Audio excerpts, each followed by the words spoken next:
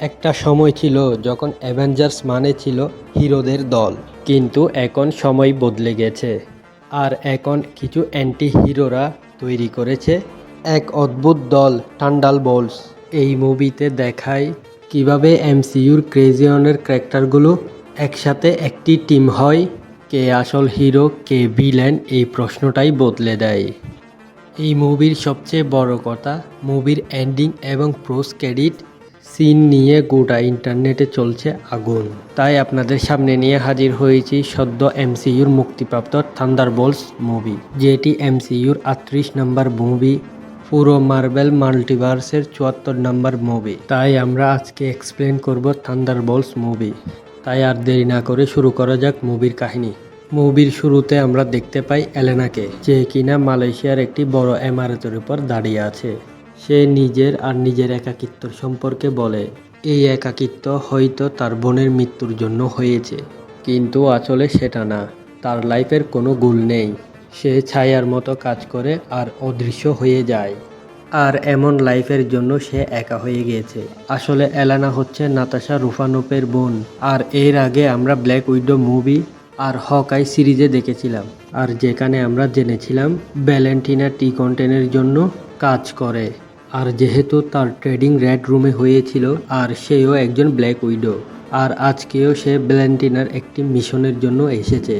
আর Valentina D contain যে শুধু নিজের কাজের জন্য এলিয়েনাকে নিযুক্ত করেছে এমনটাও না। আমরা এর আগে তাকে ইউএসের এজেন্টকে তার টিমে নিযুক্ত করতে দেখেছি। তার মানে এরা সবাই তার জন্য কাজ করে। আর এলেনা ওই বিল্ডিং থেকে লাফ দেয় আর প্যারাশুট খুলে একটি ফ্লোরে নামে। আর সেখানে একটি রিসার্চ সেন্টারে প্রবেশ করে। এলিনা প্রবেশ করার সাথে সাথে গার্ডসরা তার উপর অ্যাটাক করে। এলেনা নিজেকে প্রোটেক্ট করার জন্য গুলি চালায়। এখানে সে এসেছে কক্স গ্রুপের একটি এভিডেন্স নষ্ট করার জন্য, কিন্তু যেখানে এভিডেন্সগুলো রাখা আছে সে অ্যাসিডিটিটা লক। তাই সে লক আর খুলতে না পেরে উড়িয়ে দেওয়ার সিদ্ধান্ত নেয়। তখনই এলেনার উপর একজন সায়েন্টিস্ট বন্দুক তাক করে। তখন সায়েন্টিস্ট এলেনাকে বলে, আমি জানি তোমাকে ভ্যালেন্টিনা পাঠিয়েছে। তখন সায়েন্টিস্ট এলেনাকে সেখানে হওয়া একটি বড় এক্সপেরিমেন্ট সম্পর্কে বলে, কিন্তু এলেনা এখানে কোনো গল্প শুনতে আসেনি। তাই সায়েন্টিস্টের হাত থেকে বন্দুক কেড়ে নেওয়ার জন্য তার উপর অ্যাটাক করে। এখানে সায়েন্টিস্ট তাকে প্রজেক্ট সেন্ট্রি সম্পর্কে বলে। এখন যে ল্যাবে এলিনা যেতে চায় সেই ল্যাব শুধুমাত্র এখানে কাজ করা সায়েন্টিস্টদের চোখের মাধ্যমেই খুলবে। তাই এলেনা তাকে কাবু করে তার মাধ্যমে এই ডোরটা খুলতে চায়। এখানে সায়েন্টিস্ট এলোপাতাড়ি এলেনার উপর গুলি চালাতে শুরু করে। তাদের দুজনের লড়াইয়ের মাঝে সায়েন্টিস্ট মারা যায়। তাই ওই ল্যাবটি আর এলেনার খোলা হলো না। তাই সে বিল্ডিং থেকে নিচে নেমে আসে আর ফোন করে সে জানিয়ে দেয়। সে বলে মিশন কমপ্লিট। আসলে তাকে পাঠানো হয়েছিল এভিডেন্স নষ্ট করার জন্য। যখন সে দেখে এভিডেন্সের কাছে সে পৌঁছাতে পারছে না, সে পুরো বিল্ডিংটাকে বোমা দিয়ে ব্লাস্ট করে দেয়। আর বিল্ডিং ধ্বংস হওয়ার সাথে সাথে এভিডেন্সও নষ্ট হয়ে যায়। অপরদিকে ইউএসএতে দেখা যায় বাকি বান্সকে, মানে আমাদের উইন্টার সোলজার। এর আগে আমরা তাকে ক্যাপ্টেন আমেরিকা ব্রেভ নিউ ওয়ার্ল্ডে দেখেছিলাম। আর আমরা সেখানে জানতে পেরেছিলাম সে পলিটিক্সে জয়েন করেছে, কারণ সে স্যামকে জানিয়েছিল তার বুটের প্রচার আছে।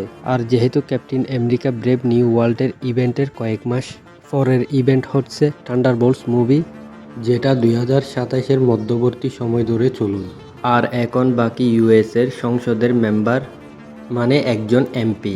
এখানে পুরো সংসদ ভ্যালেন্টিনার বিপক্ষে বিচার চালাচ্ছে। যেহেতু ভ্যালেন্টিনা একজন সিআইএর ডিরেক্টর, মানে সে তার পদের অপব্যবহার করছে।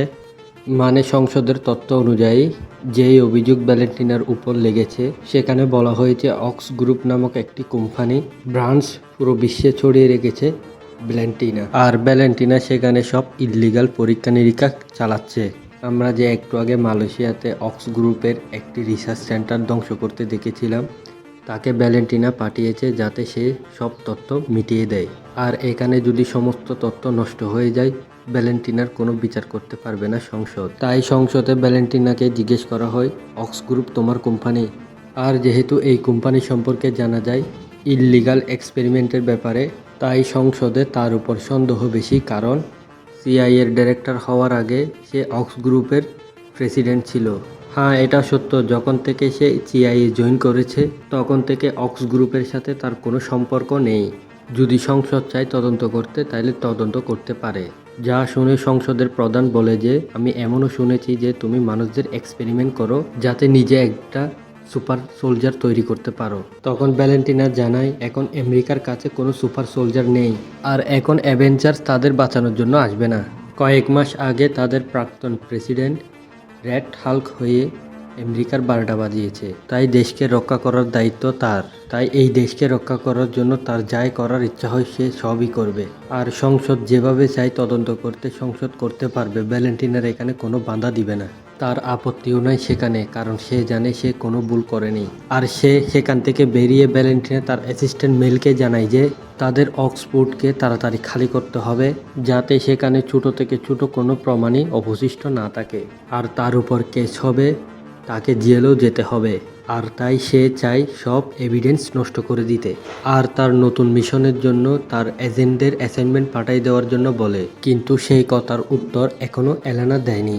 এদিকে এলেনা তার বাবা অ্যালেক্সের সাথে দেখা করার জন্য এসেছে। অ্যালেক্সেস মানে রেড গার্ডিয়ানস। নিজের ঘরের মধ্যে বসে তার অতীতের ভিডিও দেখছিল যখন তাকে সবাই রেড গার্ডিয়ান হিসেবে চিনত, মানে রাশিয়ার নিজস্ব ক্যাপ্টেন আমেরিকা।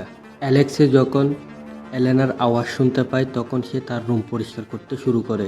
মুখ ধুয়ে দরজা খুলে এলেনার রুমের ভিতরে প্রবেশ করে আর তার বাবাকে জানায় সে ভ্যালেন্টিনার হয়ে আর কাজ করবে না, কারণ সে ভ্যালেন্টিনার হয়ে কাজ করতে করতে সে বিরক্ত হয়ে গেছে। তার জীবন একাকিত্ব হয়ে গেছে। ভ্যালেন্টিনার জন্য কাজ করার তো এটা ভালো জিনিস, এমনকি সে নিজেও ভ্যালেন্টিনার জন্য কাজ করতে চায়।